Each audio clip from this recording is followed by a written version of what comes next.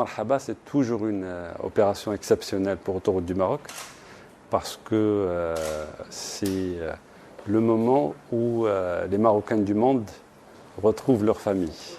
Et c'est une rencontre en général émotionnelle, familiale. Et c'est pour ça, nous, l'année dernière, on a fait une opération qui s'appelle Touhchnakoum. Et on va continuer la même opération. Mais sur le plan pratique, c'est la préparation de l'autoroute, la fluidité du trafic. On a à peu près entre 150 à 200 000 véhicules qui s'ajoutent chaque jour sur le réseau autoroutier. Le réseau autoroutier, c'est 400 000 véhicules. Et l'année dernière, c'était le 6 août 2022, on est arrivé à 629 000 véhicules jour.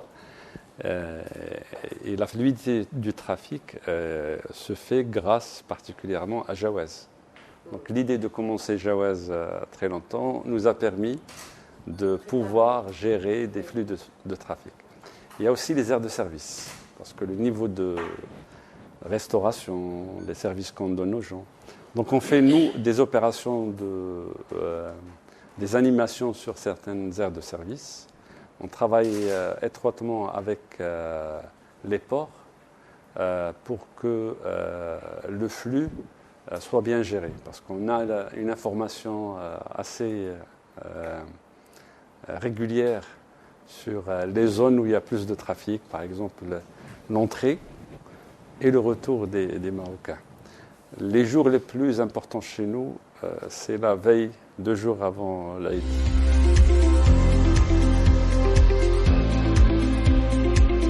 On a le mode vigilance totale, parce qu'il faut gérer vigilance totale tout le temps, 24 heures sur 24, 7 jours sur 7. Et on doit gérer parce qu'en même temps, l'été, c'est le moment des vacances des employés. Et donc on essaie de créer une circulation à l'intérieur des équipes pour assurer que cette vigilance elle est faite. Et vous savez, lorsque par exemple il y a des accidents de poids lourds, parfois on a des arrêts sur autoroute.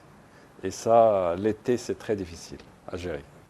Et donc il faut que le dépannage soit là, il faut que tout l'écosystème soit là. C'est-à-dire ADM fait la coordination, on a la gendarmerie royale, il y a la protection civile, il y a des autorités, et tout le monde se mobilise sur ces 2 mois pour assurer une certaine fluidité et sécurité pour les usagers d'autoroute en général, mais particulièrement pour les Marocains du monde, qui est la fondation Mohamed V.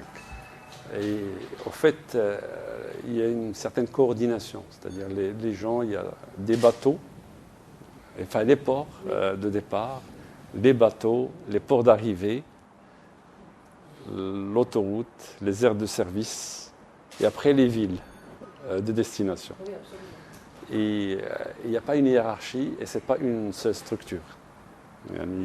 Les trains, pardon, j'ai oublié les trains, c'est aussi important. Les aéroports.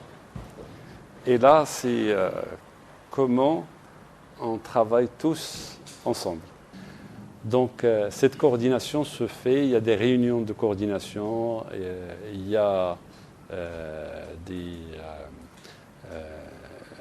chaque organisme a un plan. Nous, on a la vigilance totale, les ports aussi, je pense, les aéroports, l'animation, les équipes.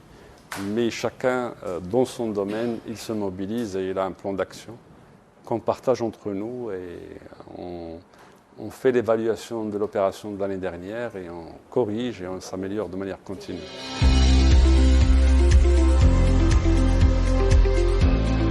Moi, je me rappelle quand j'ai parlé à certaines enseignes de restaurants pour Bouzneka, pour leur dire venez, il y a une aire de service, est-ce que vous êtes intéressés? C'est moi, le directeur général, qui est allé les voir. Il dit non, ça ne marche pas. Une autoroute, ça ne marche pas. Mais vous êtes fous. Donc j'ai vu le premier, le deuxième, le troisième, le quatrième, le cinquième. Le sixième, c'est qui? C'est McDonald's. Ce n'est pas le premier. C'est le sixième. Et c'était mars 2000. me rappelle pas, c'était 2018. Et j'ai parlé au directeur général.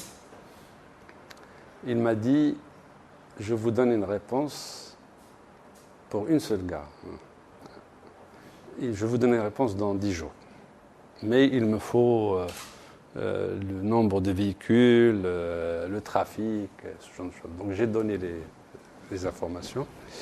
10 jours après, il vient, il me dit, je suis intéressé par les deux sens, pas seulement un sens. C'était le seul qui a dit ça. Lorsqu'on parlait de ça, tout le monde disait que ça ne marchait pas. Donc, contrairement à l'Europe, ils ont suffisamment de flux et d'histoire. Ils ont commencé plus avant nous. Donc c'est pour ça, je ne dis pas que les aires de service c'est parfait, je ne dis pas que le modèle. Je dis qu'on fait des progrès et que ces progrès dépendent de l'écosystème autour. Si les gens qui investissent dans ce genre de secteur pensent qu'il n'y a pas de rentabilité sur l'autoroute, je ne peux rien faire. Si les gens prennent des risques, par exemple, après McDo de Bouzneka, tout le monde est devenu intéressé. Sur certains tronçons.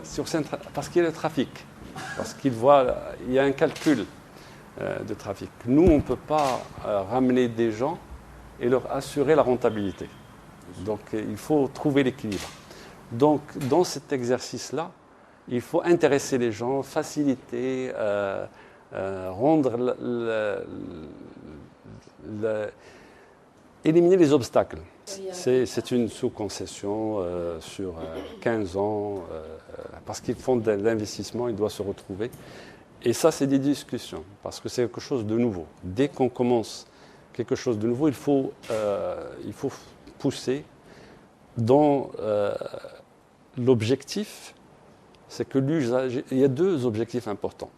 L'usager a le choix, et deuxièmement, le prix de McDo sur autoroute, par exemple, ou Paul sur autoroute, c'est le prix de la ville. On ne leur dit pas, parce que c'est en dehors de la ville, c'est 2 fois le prix. C'est le même prix. Et c'est ça l'exigence. Donc, lorsque vous prenez n'importe quel menu, c'est le même prix. Et petit à petit, les autres vont s'aligner, les autres seront intéressés. Nous, on a un métier, c'est construire les autoroutes et servir. Donc, on est focalisé sur notre métier. Lorsqu'il y a des choses qui sont comme la restauration, comme des choses en dehors, on est réactif, mais à la demande. On n'est pas en train de créer la demande. On ne peut pas créer la demande. Ce n'est pas notre métier. Mais par exemple, c'est nous qui sommes allés là pour chercher le premier restaurant dans la station. Parce qu'une fois on démontre que ça marche, c'est bon. Les autres suivent.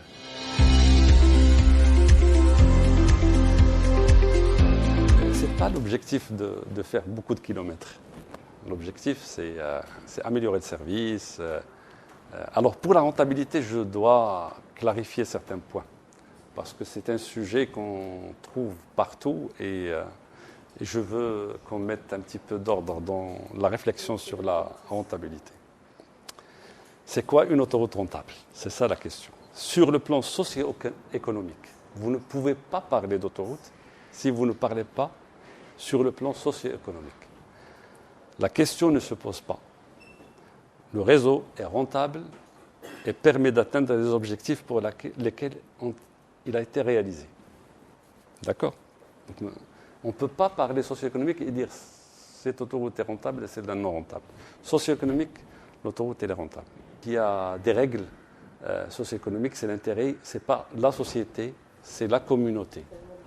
Pour la communauté qui n'est pas une partie de la communauté.